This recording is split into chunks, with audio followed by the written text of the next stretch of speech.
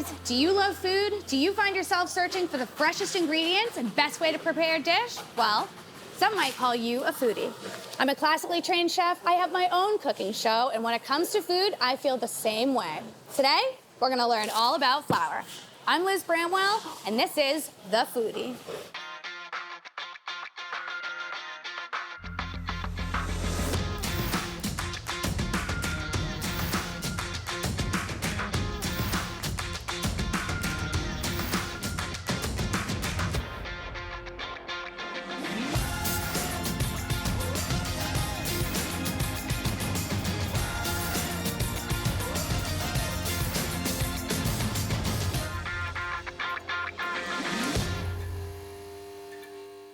Hey guys, we're here today to talk about, you guessed it, flour. There are hundreds of flours all over the world, and there are a whole bunch of flours right here on my counter. But today, we're gonna be talking about one flour, and it's actually a space.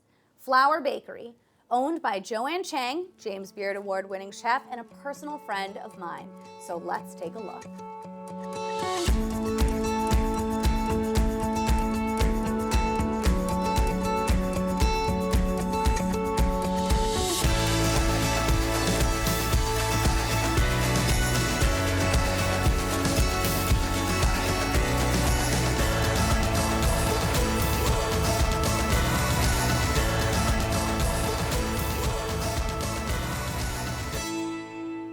Joanne, first things first, thank you for having me. It's so great to see you. I'm very excited to be here. What is the story behind the name Flour? When I was thinking about opening my own bakery, I didn't have a name in mind. I just knew I wanted to create this awesome place with wonderful pastries, great service, and I kept just calling it my bakery. And I was in New York City working as a pastry cook for Francois Paillard, and I kept calling Christopher, who is now my husband, but at the time he was just a friend. And I was telling him, I want to come back to Boston and open my own place. And he kept saying, what are you going to call it? And I said, my bakery. He's like, you have to have a name. So he was the one who created the name. He came up with 3 names. Flour was one of them. All 3 names I thought were awful. I said, no, I can't call it any of those names. But Flour kind of stuck. And I kept practicing it, saying it in my head and saying it out loud. And I realized that it really represented what I wanted my bakery to be, which is it is simple, it's straightforward, it is the building block of things that are awesome, and it's easy to say, people recognize it, so I landed on flour. Was that your original path? Was that the direction that you were heading in, or were you doing something different before that? So I graduated from Harvard with a degree in math and economics, and I spent 2 years as a management consultant. I was in a suit, I wore I like this outfit better. Yeah, this one's much more comfortable. You know, and I was traveling around the United States doing PowerPoint presentations, sitting in long meetings, and sitting in front of a computer. And I was doing that for about 2 years, and I needed to figure out what was next. And I thought to myself, what do I love to do? And I've always loved being in the kitchen. I've always been baking and cooking and that's kind of like where my happy place is. Yep. So I said, I'll take a year off and go work in a kitchen and just see what it's like. I had no idea that it was going to end up being a career. It was really just going to be like, take a year off and have some fun and then go back to figuring out what I want to do. But as soon as I stepped foot in a professional kitchen, I fell in love. Like I just loved the hustle and the pace and the energy. The energy. Kitchens give off a specific energy. It's addictive. Yes. Yeah, and the people are amazing. They're all so passionate about what they do. You can't work that hard and not be into it. And so I really kind of fell into that and never looked back. I was planning on going back into business somehow. I mean, I guess now I'm back in business, but in a very different way. Very, yes. Completely different. Totally. How many locations do you have? I know 8, right? Yes. 8 total? We have 8 flour bakeries. We started out in the South End. That was our original location back in 2000. Yep. We didn't have a second location for about another 7 years. We waited 7 years to open our second location. Did you want to perfect before spreading? We didn't plan on spreading. We never planned on having multiple locations. So we were just going to do the one location. And then finally, after about 6 years, I started to realize that if I didn't open other locations, there would be no opportunity for the team to grow.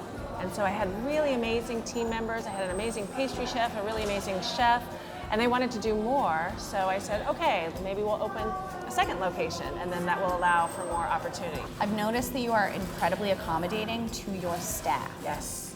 I view our staff as my guests.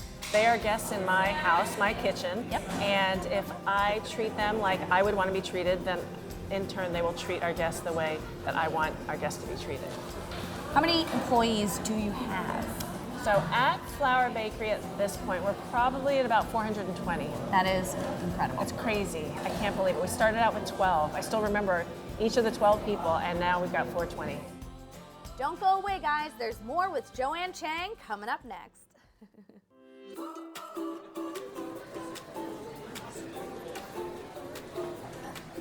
So speaking of flour, you use literally tons of it. Literally. Can you tell me about just a couple of the different kinds of flour that you use? Sure. Well, we obviously just use regular all-purpose flour by King Arthur, but we've also started using this amazing local flour called One Mighty Mill. It's flour that's milled in Lynn, Massachusetts, and it's whole wheat flour. We use a lot of rye flour. We use Corazon flour. We use a gluten-free flour at times. We have oat flour. I mean, the number of flours does not end. Endless. Yeah. We're always using different flour. Can you tell me about your slogan? Absolutely. So the motto of flour is make life sweeter, eat dessert first. Perfect. Yeah, we came up with it, I mean, literally 2 or 3 years before we opened, as I was planning my bakery. I just wanted something catchy that would kind of represent what I wanted people to do, which is eat dessert first, because if you eat it first, you'll always have room for it. So between your mottos, your slogans, the play on words on the side of the truck, it seems like you have a knack for writing. And I know you have 4 books out and you're coming out with a 5th. Exactly. Tell me about them. I love writing, I really do. I love teaching people how to bake and how to cook. When I had one location, I was doing that pretty much every day. But once we started growing, I was no longer in the kitchen teaching people. So writing cookbooks has been a way for me to reach out and be able to teach another audience. Like an outlet, so yeah, to speak. and I just love the process of writing. I love sitting there in front of a computer and trying to think of a great way to say something and how to explain how to make a meringue or a dacquoise or something like that. Yes. So I have a new book coming out that comes out this year called Pastry Love. I have it right here. Yeah. So this book is kind of an updated collection of all of my favorite recipes. Pastry Love also has recipes that I make at home that not necessarily I would do in a bakery setting. It's just things that I might make at home. Current updates of recipes that are really popular at Flour Bakery and from the first book that have been updated. So it's like this broad collection of kind of everything that I love to make. Awesome. What is this called? So this is a fresh fig Danish. Fresh fig Danish. Yeah. I want to eat it very badly. They're so good. So your display case is gorgeous. Thank you. There are so many items in there. And then of course, you know, now you have 4, soon to be 5 books that are covering everything we don't even see in the case. Tell me about your Pop-Tarts. So our Pop-Tarts are one of our most popular items. We sell out pretty much every single day. And for me, one of the things that I love to do at Flour is take something that's a childhood favorite and really make it extra special. And I think we've all had Pop-Tarts, and I have just going to say, peeling back that foil, throwing it right in the toaster. I mean, it's good in its own way. But as a pastry chef, I knew that we could do something even better. So we make our Pop-Tarts with what we call a pâte brisée, which is a traditional French pastry dough that's really, really flaky. And we take sheets and sheets of it, and then we put different jams inside. And then we basically make it sort of like ravioli. We take the top sheet and put it on top. Then we press it down and then cut rectangles. So it literally looks just like a Pop-Tart. It does. Tell me about your lemon raspberry cake. I've seen it. It's gorgeous. Tell me about it. That's one of my favorite cakes. So the lemon raspberry cake is a lemon pound cake. We brush it with lemon syrup to make sure it's really lemony. Yummy. Then we layer it with buttercream, a little bit of lemon curd, and then raspberries. And then we do that again and again. So it's 3 layers. It's a pretty tall cake. Perfect. We finish it off with buttercream, and then we glaze the top with a little bit more lemon curd. And then we finish it with some berries, a little bit of meringues, a little bit more buttercream. It's a really, really wonderful cake, especially for the spring and the summer. So my personal favorite so far, other than the breakfast sandwich with bacon, which is amazing, has been the Almond Hazelnut Dip that you guys serve here. And what's the translation of dacquoise? So dacquoise, that word means nut meringue, but it also means the cake dacquoise, which is a pretty involved cake. I mean, there's a lot of different steps that go into making the dacquoise. We start off by making a meringue with almond flour and hazelnut flour. So ours is a hazelnut almond dacquoise. And we pipe that dacquoise into long strips. After they go into an oven, they dry out overnight. They bake for a really long time at really low until the meringue crisps up. Yep. Then we take layers of that dacquoise and we layer it with a little bit of espresso buttercream. Yep. And then a little bit of chocolate ganache. And then we repeat. So then there's 3 layers of the nut meringue, and then there's 2 layers of the buttercream and the ganache. And then the whole thing, once it's assembled, gets finished off with more chocolate ganache, and then we put hazelnuts on top and then almonds on the side. They're stunning to look at and even better to eat. Thank you. So I've been sitting next to this big tray of pastries for quite some time now.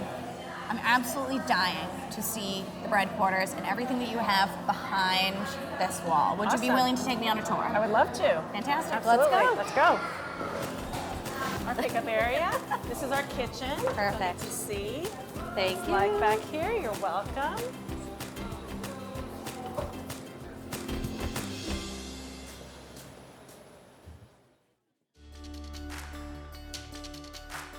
So now that we're in here, we're in the bread quarters. Where did that name come from?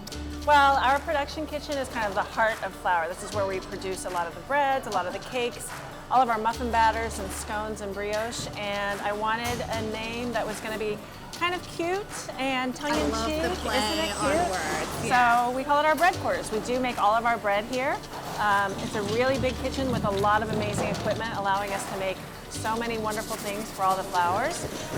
So bread quarters, that was the answer. Yeah. So Bread these are some quarters. very gorgeous ovens. Tell me Yes. about them. These are our brand new Neve Ovens. They're amazing double rack rotating ovens. So you can take 2 rolling racks full of product, slide it into the ovens.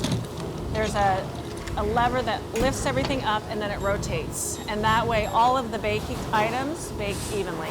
Beautiful. Yeah. Are they steam ovens as well? We can do steam. You can. Yeah, you can do all, I mean, they're programmable.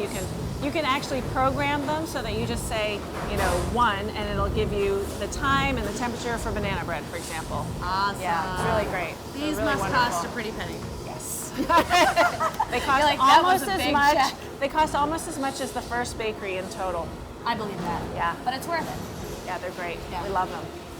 So I can see this one's in motion. Ah. Oh, is that meringue? Yes. It looks like meringue. These are coconut meringues that we make for Myers and Chang. They're So beautiful. really small little baby batch. Because it's Now, just does that for the go on restaurant. is that a part of one of the desserts? Oh, or- we have a cookie platter, like Yep. a little treat platter. Yep. Yeah. So that's That's so what we cute. offer. Yeah. So I assume that the bread quarters operate 7 days a week, correct? So we have the first baker comes in at 2 a.m. Yep. And then a couple more bakers come in at 3 a.m. And then the rest of the team comes in between 6 and 7. And then there's an afternoon crew that starts at noon and then 1 o'clock. So we have people here until about 9 p.m. every day. So what time do the trucks leave? Trucks Commissary? leave usually starting around 6:30. Nice. Yeah, So to that get the other ready. properties are all ready to go and they have time. Yeah. Nice. And at the bakeries, they start at 4 in the morning. So there's an opening baker at each bakery that comes in and bakes off all of the breakfast pastries, all of the muffins, scones, brioche, gets the coffee cakes and the banana breads ready to go for the counter. And then that's kind of when that day starts at the bakeries. Nice. Our big freezer. Nice. Yes. What do we have? We have things here, and So here. we have cakes here. We have some pastry cream that's cooling. Perfect. More of our cakes. There's some brioche. The base for the raspberry crumb bar that you Nice. tried. More brioche. Some cookie doughs. There's some lemon curd. These are scones. You can see the scones. Oh, they're all pressed and ready to go. Yeah, they're all Oh, ready to go. So when you bring them when you have them delivered to the other locations, are they frozen like this? Yes. Do they defrost them and then Yep. they throw them in and bake them? Exactly. Can you bake these from frozen? Totally. Cool. Yeah. I like his jacket. I know. It's cold in there. It's cold. We can come out. Oh, there's another door. We can Well, leave this- on the other side. Exactly.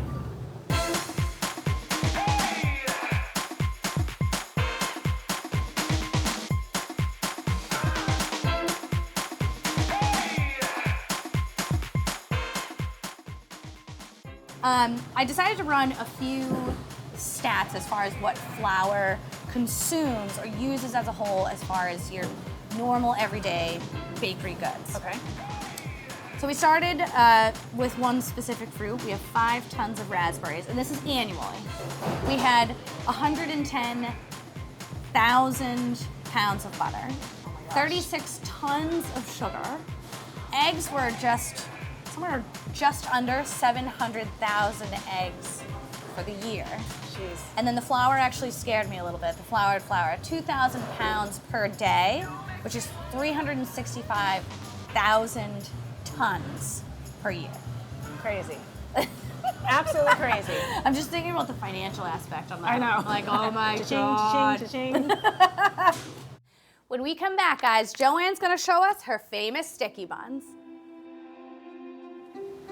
So I've been told you do 1,000 sticky buns a day. Is that true? It is. It's an amazing amount. It is 365,000 sticky buns per year. Every year. It sounds crazy. I'd love to show you how to make some. Please do. Please do. Awesome.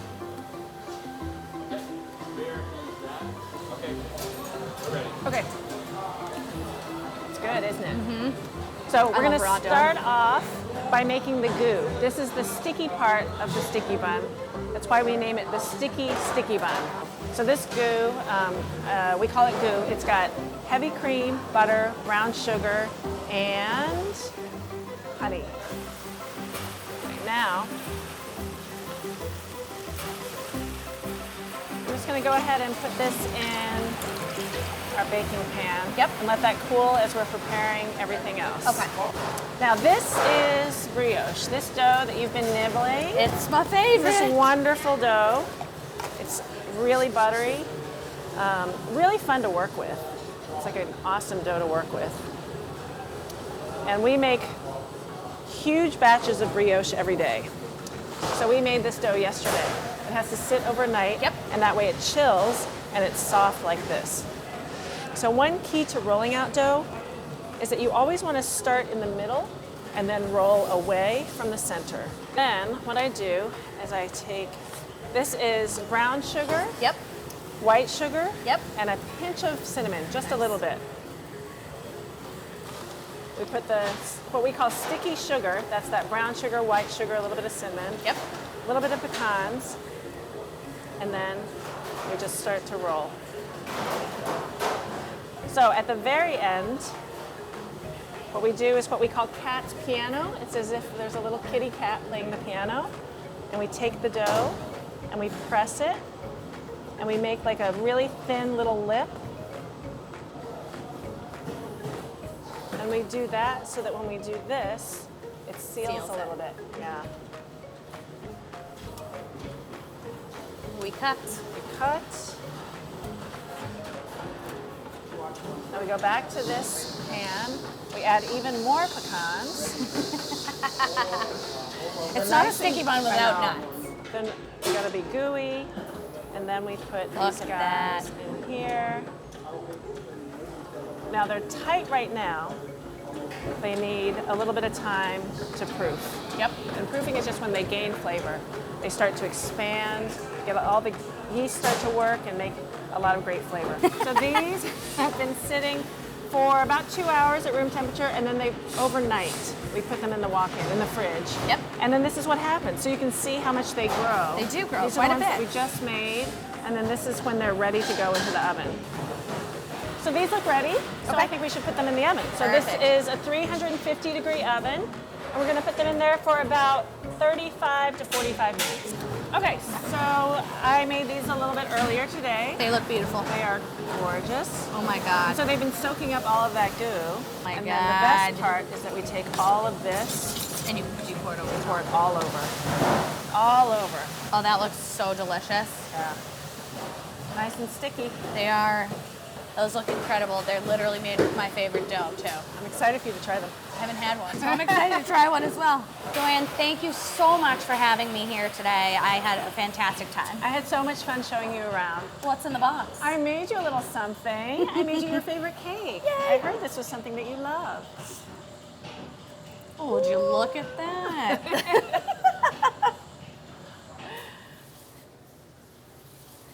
Well, guys, I had a lot of fun today visiting Joanne. She's got so much going on that I'm sure we'll be back soon. Join me next week as we venture out into the culinary world to see some of my favorite suppliers, vendors, and chefs around New England. I'm Liz Bramwell, and this is The Foodie. Come visit the Studio Kitchen in fabulous Las Vegas. Go to thestudio.kitchen for tickets and information.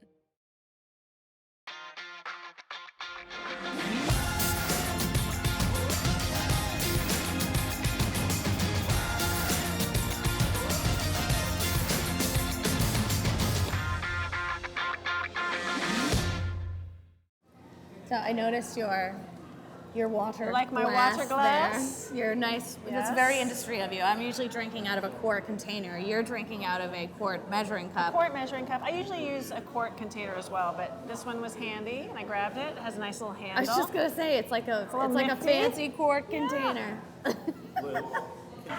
I'm Liz Bramwell, And I'm Joanne Chang. and this is The Foodie. We're supposed to say it together? I don't know.